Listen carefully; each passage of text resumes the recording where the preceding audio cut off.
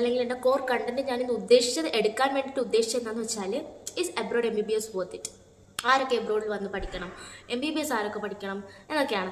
So എന്താണെന്ന് വെച്ച് കഴിഞ്ഞാൽ നമ്മളിപ്പോൾ IMGസിന് പൊതുവേ ഒരു ധാരണയുണ്ട്, IMGസിനല്ല പൊതുവേ നമ്മുടെ ആൾക്കാരുടെ ഇടയിൽ ഒരു ധാരണയുണ്ട്, FMGs ഒന്നും പഠിക്കുന്നില്ല, അവർക്കൊന്നും അറിയത്തില്ല. പക്ഷെ അങ്ങനൊന്നും അല്ല. ഇവിടെ വരുമ്പോൾ നമുക്ക് മനസ്സിലാവും, നമുക്ക് നാട്ടിലത്തെ പോലെ 19 സബ്ജക്ട്സ് ഇവിടെ പഠിക്കാനുണ്ട്. അതിൻ്റെ കൂടെ നമ്മുടെ നാട്ടിൽ വന്നിട്ട് FMGE എന്നൊരു exam, foreign medical graduation exam എന്ന് പറഞ്ഞൊരു എക്സാം നമ്മൾ എഴുതണം. അപ്പോൾ അത് അത്യാവശ്യം നല്ല, ഇപ്പോൾ ഒരു PG ലെവലൊക്കെ ആയിട്ടുണ്ട് ആ എക്സാം. സോ അത് അത്യാവശ്യം നല്ല ടഫ് എക്സാം തന്നെയാണ്. അപ്പോൾ നമ്മൾ അതും ക്ലിയർ ചെയ്തിട്ട് പിന്നെ നമുക്ക് ഇൻറ്റേൺഷിപ്പിന് കുറേ ലാഗ്, പിന്നെ അത് കൂടാതെ ഇൻറ്റേൺഷിപ്പിന് സ്റ്റൈഫൻഡ് ₹1 പോലും ഇല്ല. അപ്പോൾ അതൊക്കെ ഭയങ്കര അതൊക്കെ ഭയങ്കര അൺഫെയർ ആയിട്ടുള്ള കാര്യങ്ങളാണ് നമ്മുടെ നാട്ടിലെ ഗവൺമെൻറ് നമ്മളെ ഈ FMGസിനോട് കാണിക്കുന്നത്. സോ അതൊക്കെ ഇനി മാറുമെന്ന് വിചാരിക്കുന്നു, പ്രതീക്ഷിക്കാനല്ലേ നമുക്ക് പറ്റുള്ളൂ. ഓക്കെ.